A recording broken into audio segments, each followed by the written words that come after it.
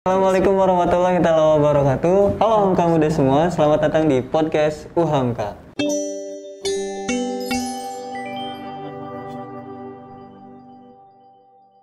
Nah, kamu muda semua, ini adalah episode pertama di podcast UHAMKA. Nah, untuk episode hari ini atau di episode pertama ini kita bakalan bahas yang lagi rame banget nih pastinya, yaitu vaksin. Untuk tema hari ini bintang tamunya sudah pasti luar biasa banget ya. Ini ada Ibu Oni Linda MKes selaku Dekan Fakultas Ilmu Kesehatan atau yang biasa kita kenal dengan Fikes UHAMKA.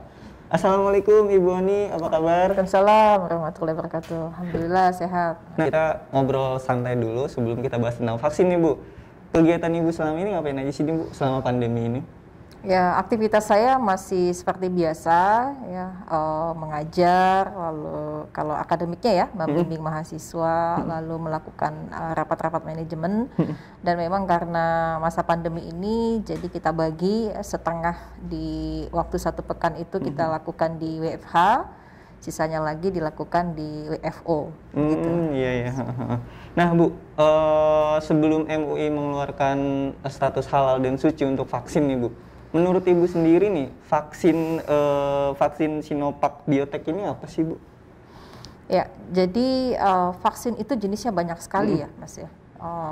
Nah, terutama di masa pandemi ini ketika muncul COVID-19 ya, para ilmuwan, peneliti di berbagai dunia mencari upaya untuk pengobatan. Karena ketika awal pencegahan itu sudah dilakukan dalam waktu rentang yang mulai dari COVID ini sendiri muncul gitu ya, yang kita kenal dengan 3M. Tetapi ternyata memang efektivitasnya belum kelihatan gitu ya. Di Indonesia sendiri kasus COVID ya ini cenderung terus meningkat ya dari hari ke hari. Sehingga memang harus ada upaya tidak hanya pencegahan 3M tadi. Ya, kita masuk ke dalam upaya pengobatan.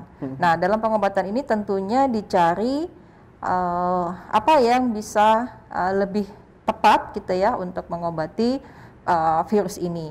Nah, dilakukanlah berbagai uji-uji klinis ya terhadap virus yang bisa dianggap efektif untuk melawan virus ini. Nah, salah satunya adalah Sinovac ini. Yang lain juga ada Pfizer, ya, ada Moderna dan lain sebagainya. Nah, Sinovac ini masih sebetulnya dalam tahap uji klinis, tetapi uji klinis tahap 1 dan tahap 2 itu sudah bisa kita lihat ya, publish di berbagai media bahwa memang dari segi kehalalannya ya, dari segi toyibnya ya. Jadi kalau kita sebagai umat muslim, dua hal ini yang sebetulnya kita pertimbangkan. Nah, pertama halal, ya, kita sudah dapatkan status ini dari lembaga Majelis Ulama Indonesia ya, sehingga kita relatif tenang. Yang kedua adalah dari segi toyibnya ya. Nah, ini juga dari berbagai institusi yang berada di bawah Kementerian Kesehatan, ini juga sudah memberikan informasi kepada kita, sehingga dua komponen ini ketika kita sudah dapatkan, artinya sebetulnya tidak ada alasan buat kita untuk tidak melakukan vaksinasi ini, gitu ya. Nah, kenapa Sinovac ya? Jadi Sinovac ini mempunyai karakteristik ya, jenis virus corona yang sudah diinaktifkan yang bisa melindungi kekebalan tubuh kita.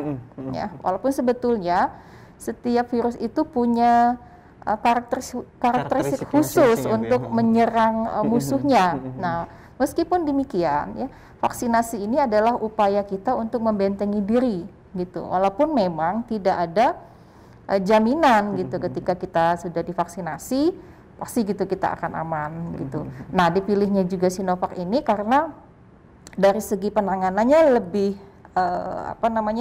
relatif lebih tidak terlalu merepotkan ya, dibandingkan yang lain. Katakanlah misalnya kalau vaksin ini bisa disimpan di dalam suhu yang tanpa dalam kondisi beku, gitu ya, sehingga storage yang kita siapkan juga tidak terlalu merepotkan dibandingkan jenis vaksin yang lain. Nah, selain itu juga memang kenapa vaksin ini dipilih ya, karena memiliki respons pembentukan antibodi yang cepat, gitu ya. Nah, di dalam penelitian ya disebutkan bahwa respon cepat ini dalam waktu 4 minggu setelah diimunisasi ya dengan memberikan 2 dosis vaksin ya selama dalam jarak 14 hari. Jadi ketika pertama kali vaksin disuntikan, nanti akan ada periode kedua dalam rentang waktu 14 hari. Setelah itu nanti vaksin ini akan membentuk antibodi nanti setelah sekitar 4 minggu. Sehingga jadi memang tidak boleh kita merasa juga setelah divaksin kita merasa aman gitu ya, tidak terinfeksi atau tidak tertular, karena memang sistem kerja vaksin ini nanti begitu. Kira-kira begitu. Nah, Bu, kandungan dari vaksin ini sendiri sebenarnya apa sih, Bu? Boleh dong dijelasin nih ke teman-teman HAMKA Muda semua yang lagi nonton. Ya, secara umum vaksin yang akan diberikan kepada masyarakat itu adalah yang pertama isinya virus, ya, virus yang sudah dilemahkan atau yang sudah diinaktivasi, ya. Lalu yang kedua adalah ada namanya aluminium hidroksida. Nah, fungsinya ini untuk meningkatkan kemampuan dari vaksin tersebut. Yang ketiga juga ada namanya larutan fosfat, ya, sebagai stabilizer, ya, gitu untuk membuat kondisi vaksin itu sendiri menjadi stabil. Dan yang keempat adalah larutan garam atau NaCl. Nah, fungsinya sendiri sebagai isotonis yang bisa memberikan kenyamanan pada saat si vaksin ini disuntikan kepada penderita atau orang yang akan divaksin. Seperti itu. Tapi menurut Ibu sendiri nih, tingkat dari keefektivitasan vaksin ini sendiri gimana ya, Bu? Ya, seperti dilansir banyak media ya, bahwa Sinovac ini memang punya efikasi atau efektivitas yang paling rendah ya dibandingkan jenis vaksin yang lain, ya. Jadi sekitar 65,3% ya efikasi dari vaksin ini. Artinya bahwa orang yang sudah divaksin dengan vaksin merek Sinovac ini punya tingkat kekebalan ya untuk tidak terinfeksi sebesar 5,3% itu dibandingkan orang yang tidak divaksin, begitu. Nah, tapi memang sebenarnya tidak ada pilihan lain buat kita ya, karena tadi upaya pencegahan sudah dilakukan, tetapi memang belum ada keberhasilan yang menggembirakan buat kita semua. Nah, dengan cara pemilihan ini kita harapkan bahwa tingkat penyebaran dan infeksi COVID ini bisa diredam, begitu. Nah, selanjutnya nih, Bu, poin penting apa sih ketika kita melakukan vaksin?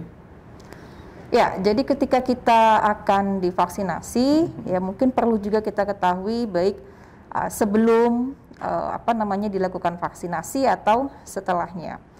Jadi yang pertama adalah vaksinasi ini adalah sebuah ikhtiar, ya, sebuah upaya. Yang namanya ikhtiar itu adalah usaha yang kita lakukan untuk mencapai apa yang kita inginkan. Nah, permasalahannya nanti ikhtiar ini nanti akan membuahkan hasil sesuai dengan harapan kita atau tidak, tentunya diakhiri dengan tawakal kita kepada Allah. Gitu. Nah, yang kita perlu siapkan adalah memang informasi tentang vaksin itu harus cukup. Ya, sehingga ya kita mengikuti kegiatan vaksinasi ini tidak asal ikut-ikutan. Gitu. Atau sebaliknya, orang yang tidak mau divaksin juga ikut-ikutan gitu. Jadi tidak ada pengetahuan itu. Jadi kita harus kenali apa itu vaksin, manfaatnya dan lain-lain sebagainya. Nah, selain itu kita juga harus tahu, katakanlah misalnya vaksin ini diberikan kepada siapa saja. Ya, apakah misalnya golongan-golongan tertentu itu tidak boleh diberikan. Ya, misalnya kalau di informasi kalau sedang hamil gitu, punya penyakit-penyakit autoimun dan sebagainya. Nah, ini tidak boleh divaksin ya, sehingga nanti juga orang-orang yang masuk dalam kelompok rentan ini tidak menjadi salah gitu ya, tidak menjadi salah langkah begitu. Nah, setelah kita sudah punya informasi yang cukup ya, kita bisa meyakinkan ya bahwa oh ya saya siap divaksin dengan berbagai keuntungannya. Nah, begitu selesai divaksin, kita juga tetap dibarengi dengan upaya pencegahan tadi. Ya, jadi vaksinasi itu bukan berarti penularan infeksi COVID-19 ini menjadi nihil, tetapi masih tetap ada kemungkinan itu. Jadi kalau saya ibaratkan seperti kurva normal ya di dalam statistik itu ya, kiri kanan itu kan simetris, ya. Nah, di antara simetris itu ada kaki gunungnya itu, ya, kaki gunungnya itu yang ekstrem kanan, ekstrem kiri. Dan kita, baik yang sudah divaksin atau belum, kita tidak tahu kita tuh ada di bagian mana, sehingga meskipun memang sudah divaksin, tidak ada jaminan bahwa tidak akan tertular itu. Ya, bisa jadi sudah ada vaksin, sudah masuk ke dalam tubuh kita tetap masih tertular. Tetapi artinya ikhtiar kan sudah kita jalankan, ya, sebagai umat muslim kan seperti itu yang harus dilakukan, gitu ya. Setelah ikhtiar, kita berserah diri kepada Allah, sehingga kalaupun misalnya kita sudah berusaha tadi, masih misalnya ditakdirkan Allah untuk tetap terinfeksi, ya, kita serahkan saja kepada Allah. Iya. Nah, poin selanjutnya nih Bu, ada nggak sih tips dan juga trik dari Ibu sendiri untuk Hamka muda khususnya yang lagi nonton podcast ini, ketika mereka pra vaksinasi dan pasca vaksinasi ini sendiri, Bu? Ya, tadi seperti yang sudah saya jelaskan bahwa harus ada ilmu yang cukup, ya, pengetahuan yang cukup. Ya, saya kira banyak media yang bisa kita ambil, tapi tentunya yang kita cari adalah media yang resmi, gitu ya. Katakanlah dari WHO dalam hal ini, ya, kita cari apa sih keuntungannya ketika seseorang dilakukan vaksinasi. Lalu apalagi yang harus kita lakukan setelah divaksinasi. Nah, hal-hal yang memang terkait vaksinasi itu memang harus cukup kita ketahui, supaya nanti kita betul-betul yakin dan bisa meyakinkan orang-orang di sekitar kita. Atau bahkan misalnya ada orang-orang yang memang menentang, ya, kalau ada yang menentang, ya kita bisa sampaikan, ya, pemahaman tentang vaksinasi. Meskipun vaksin ini kan sebetulnya tidak wajib, ya. Wajib itu kan ya sholat dan zakat dan sebagainya, ya. Betul. Tapi ini kan upaya tadi, ya.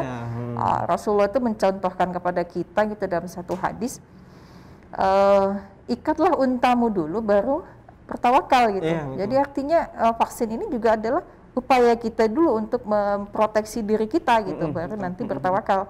Bukan berarti kita tidak melakukan apa-apa, lalu kita menolak, begitu, ya. Nah, ini lebih parah lagi kalau sudah mengajak orang lain, begitu, untuk misalnya menolak tanpa ada pemahaman yang pas, begitu. Nah, sama ketika setelah divaksin juga, ya, tetap, ya, protokol itu betul-betul tetap harus dijalankan. Gitu. Berarti poin pentingnya adalah sebisa mungkin kita cari informasi lengkap terlebih dahulu, ya, Bu, tentang vaksin ini, baru sekiranya lakukan vaksin. Dan setelah vaksin pun kita tetap harus jaga diri kita, ya, Bu, ya. Betul. Kira-kira berapa lama sih, Bu, vaksin ini bisa melindungi kita dari virus COVID-19? Kalau tadi kan Ibu sempat menyebutkan bahwa pas pertama kita vaksin kan 4 minggu, ya? 4 minggu, jadi vaksin itu nggak bisa sekali, jadi setelah vaksin pertama, lalu diintervalkan 14 hari. Nah, setelah itu nanti dia akan efektif bekerja 4 minggu setelah divaksin. Nah, setelah 4 minggu itu haruskah vaksin lagi atau gimana, ya, Bu? Nah, biasanya ada berulang, Mas. Ada jadi pengulangan. Bertahap, ya, Bu? Ya, jadi memang sebetulnya vaksin itu tidak ada yang selamanya, gitu. Contoh aja misalnya kalau orang mau berangkat haji, itu kan dia divaksin meningitis, ya, karena supaya nanti lebih aman ketika dia melakukan ibadah di negara yang berbeda karakteristiknya dengan Indonesia. Tapi bukan berarti setelah dia divaksin meningitis, ya, influenza misalnya, pulang dari sana dia tidak kena flu lagi, gitu, ya, nggak kena penyakit-penyakit lain. Nah, ini perlu diulang, begitu. Nah, sebetulnya diulang ini nanti kita lihat di dalam COVID-19 ini apakah misalnya ada yang menginformasikan 1 tahun kemudian diulang lagi, ya. Nanti kita lihat bagaimana tahapan perkembangannya. Karena virus ini kan terus sifatnya, ya, terus berkembang terus, gitu, ya. Jadi kita memang juga harus mengikuti, begitu, perkembangannya. Tapi untuk ketersediaan dari vaksin ini sendiri di negara kita sendiri nih, Bu, yang Ibu tahu tuh sudah seberapa banyak dan sudah seberapa jauh sih prosesnya, gitu, Bu? Ya, jadi kalau virus ini kan masih dalam tahap pengembangan sebetulnya, ya. Sudah masuk sampai pada 2 kali tahap uji klinis. Nah, di 2 kali. Nah, yang ketiga ini kan sedang berjalan, ya. Kita belum dapat hasilnya. Nah, kita sedang menunggu. Karena virus ini berkembang begitu cepat, ya, sehingga memang dalam situasi darurat ini kan harus ada keputusan yang cepat. untuk lebih bisa menyelamatkan nyawa lebih banyak orang. Iya. Gitu. Nah, sehingga Badan POM ini mengeluarkan emergency use authorization ya, sehingga bisa dipakai gitu ya, jenis vaksin ini untuk tadi ya menyelamatkan banyak jiwa gitu. Jadi ini adalah upaya yang memang harapannya nanti setelah divaksin ya, ini kan masih walaupun belum seluruh penduduk Indonesia yang memang ditargetkan ya, jadi yang diutamakan adalah tenaga kesehatan ya, orang-orang yang masih bekerja yang punya risiko tinggi. Nah, harapannya begitu sekitar 70% penduduk Indonesia ini divaksin, nah ini akan melindungi dirinya dari kerentanan untuk terinfeksi COVID-19 ya, sehingga kalau sudah ini dilakukan, nah mudah-mudahan nanti tingkat penularan ya, angka peningkatan kasus itu tidak akan terjadi lagi. Nah, pertanyaan selanjutnya masih seputar vaksin nih Bu. Ada nggak sih kayak komplikasi yang di awal kan Ibu sempat menjelaskan bahwa ada beberapa golongan yang memang tidak harus divaksin.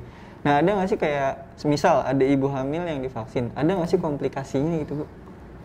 Ya, jadi kalau melakukan vaksinasi tentunya petugas ini kan memang harus memvalidasi dulu ya, atau memverifikasi seluruh calon masyarakat yang akan divaksin. Nah, katakanlah misalnya tadi ibu hamil ini kan termasuk kelompok yang belum boleh divaksinasi karena memang ada beberapa kondisi yang dikhawatirkan ketika ibu hamil ini mendapatkan vaksin. Nah, ini akan berimbas kepada ibunya sendiri atau janinnya. Nah, secara umum sebetulnya vaksin ini kan benda asing yang masuk ke dalam tubuh kita, ya. Jadi virus yang sudah diinaktivasi, yang nanti bisa ketika dia masuk, kita punya daya kekebalan yang akan menyerang, ya. Jadi virus ini akan diserang, gitu ya. Walaupun memang antibodi kita itu kan punya kemampuan yang memang terbatas juga, gitu ya. Nah, ketika nanti si virus ini nanti sudah dimasukkan ke dalam tubuh, karena memang dia sifatnya benda asing, ya minimal ada lah, paling tidak ada ya. Katakanlah misalnya beberapa masyarakat yang sudah menerima vaksin, pertama misalnya memang paling nggak pegel-pegel gitu ya, atau mungkin ada yang merasakan demam gitu. Tetapi efek-efek ini sepanjang yang disampaikan oleh pihak yang berwenang, dalam hal ini adalah Kementerian Kesehatan, masih bisa ditoleransi gitu.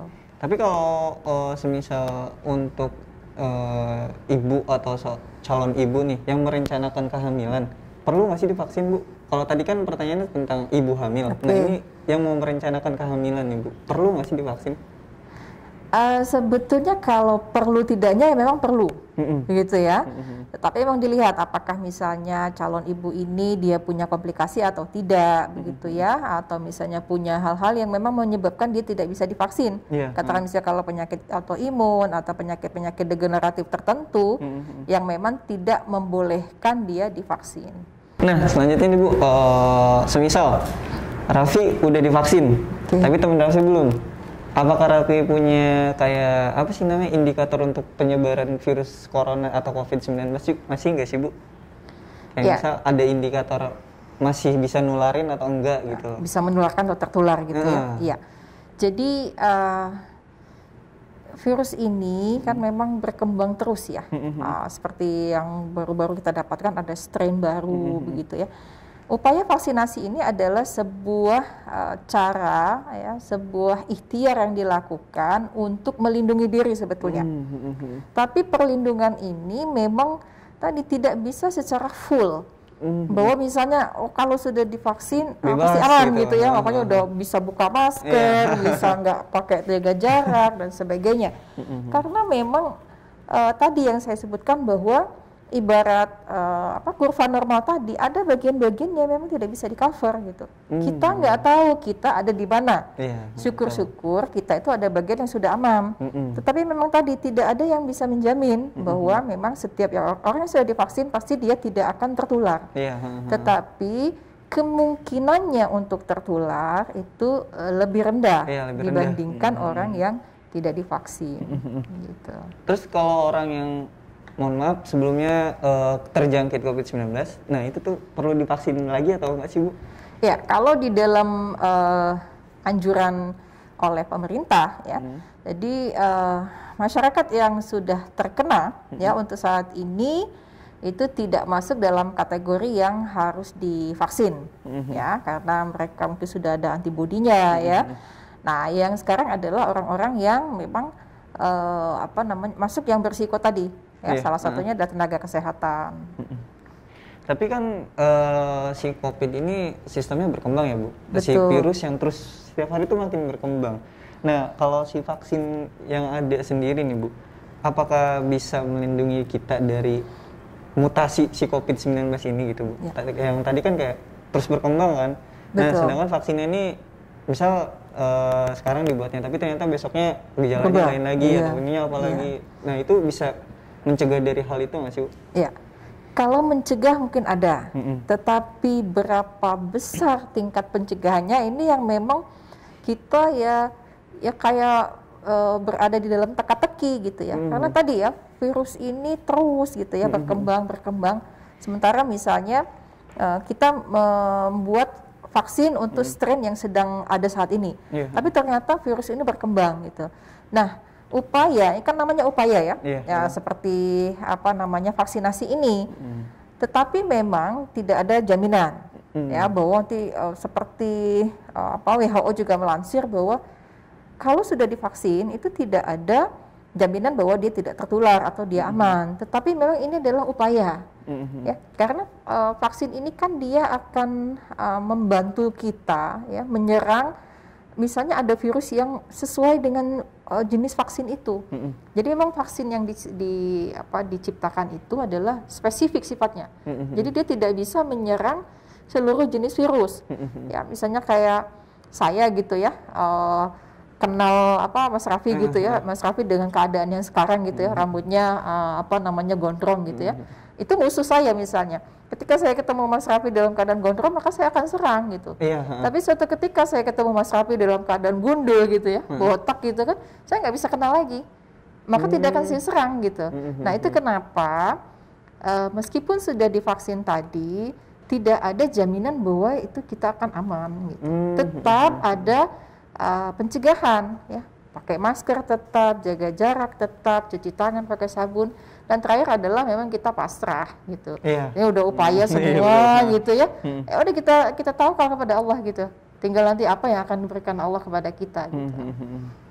Iya, berarti intinya meskipun kita udah divaksin, kita harus jaga protokol kesehatan, jaga pola hidup juga ya Bu ya. Iya. Nah, yang buat yang belum divaksin, sebisa mungkin cari informasi yang lengkap dulu seputar vaksin gitu ya Bu ya.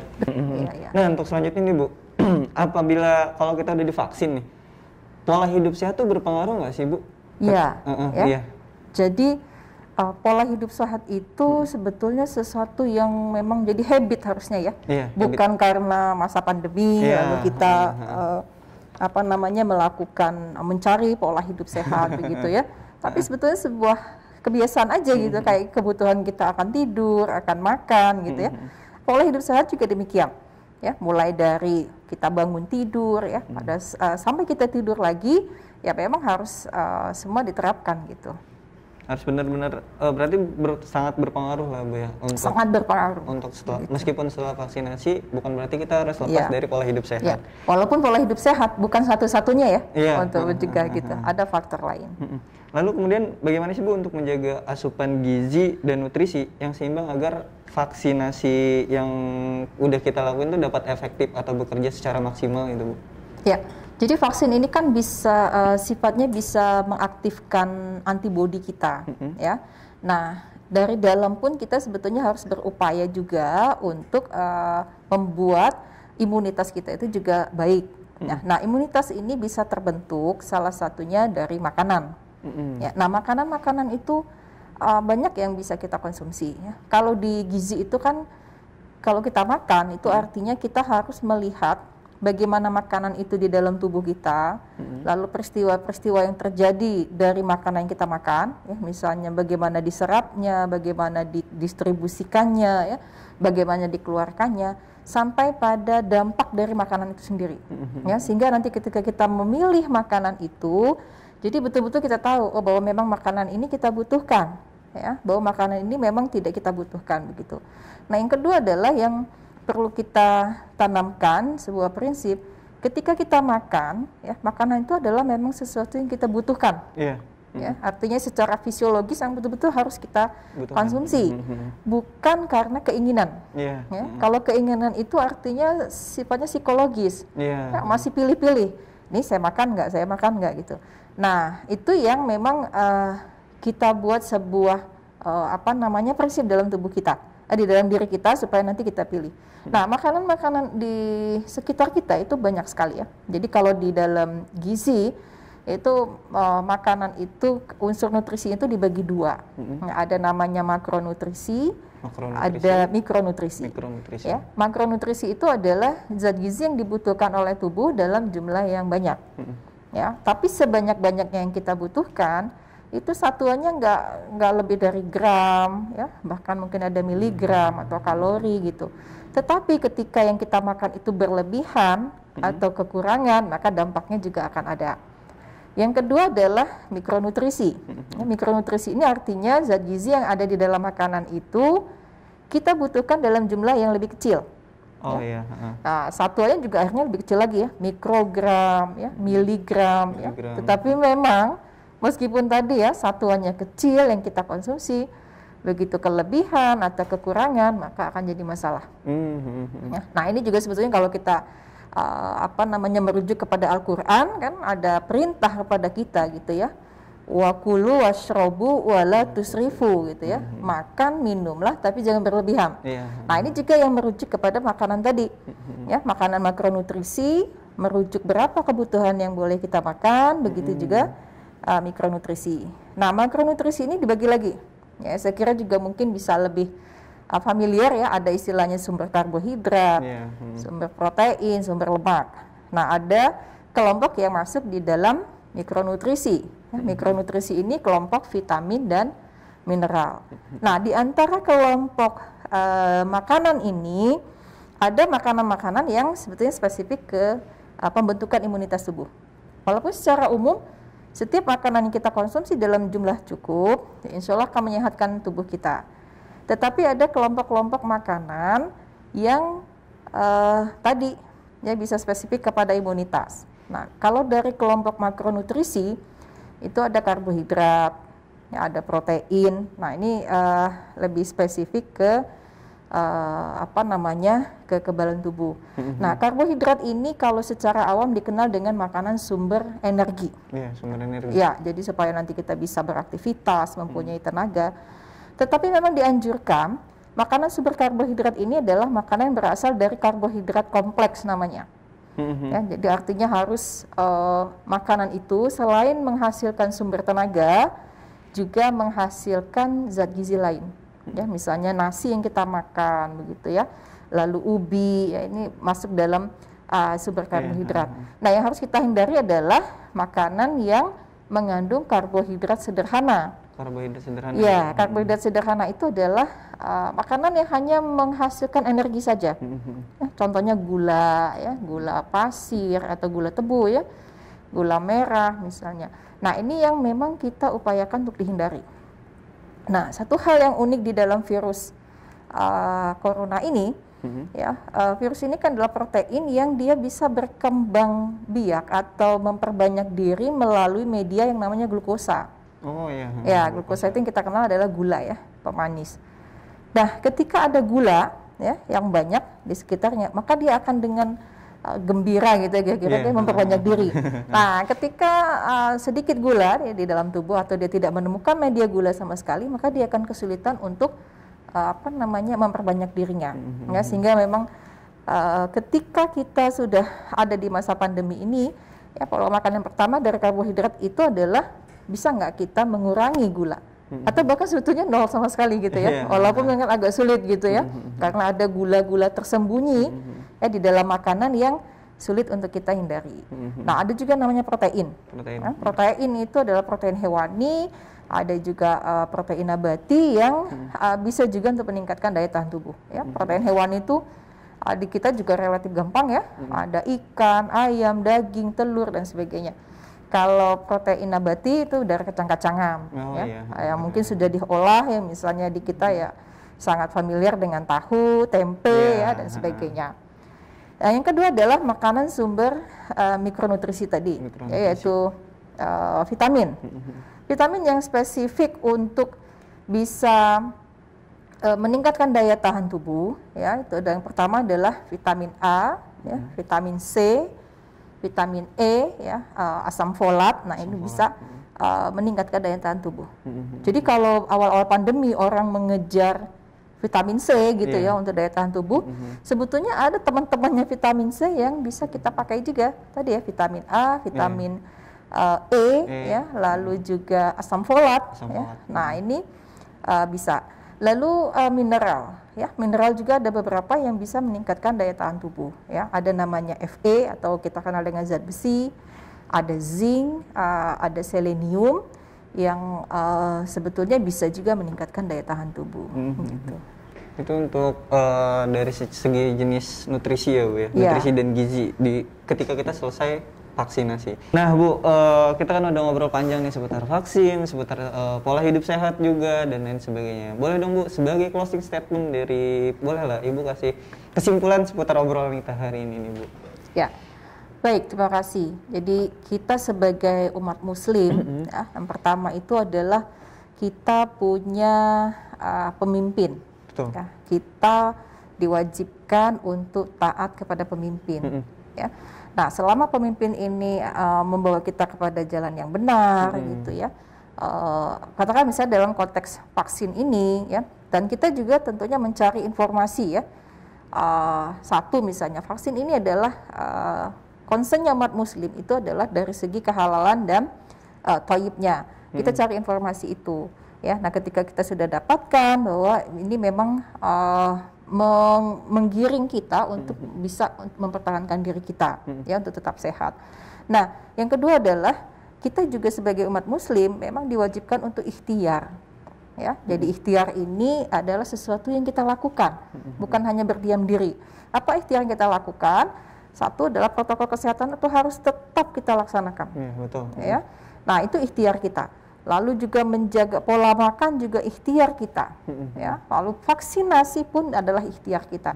Selebihnya adalah kita bertawakal, gitu. Nah, mudah-mudahan dengan upaya ini, ya, penekanan angka kasus COVID-19 di Indonesia ini akan segera berakhir. Ya. Terakhir saya ingin mengingatkan kepada kita semua bahwa dalam salah satu surat Al-Quran, ya, menyebutkan bahwa barang siapa memelihara kehidupan seorang anak manusia, maka seolah-olah dia memelihara kehidupan manusia seluruhnya. Ya, jadi mulai dari kita, ya, upaya untuk memproteksi diri, ya, harapannya kalau banyak yang lain juga ikut, nah mudah-mudahan nanti semua akan mendapatkan manfaatnya. Amin. Nah, teman-teman semua, itulah tadi obrolan Raffi sama Ibu Oni seputar vaksinasi dan juga seputar gimana sih caranya, pokoknya informasi terkait tentang vaksin lah ya. Jadi buat Hamka Muda semua, buat kalian atau buat Hamka Muda yang mau vaksinasi, lebih baik cari dulu informasinya secara lengkap. Dan untuk teman-teman yang sudah divaksinasi, tetap jaga protokol kesehatan dengan cara 3M dan juga ya protokol kesehatan yang lainnya. Ibu Oni, terima kasih. Hamka Muda juga yang udah nonton, terima kasih. Kita ketemu di episode kedua di bulan Februari. Terima kasih, jangan lupa untuk tekan tombol like, komen, dan juga subscribe di channel Uhamka. Terima kasih. Wassalamualaikum warahmatullahi wabarakatuh.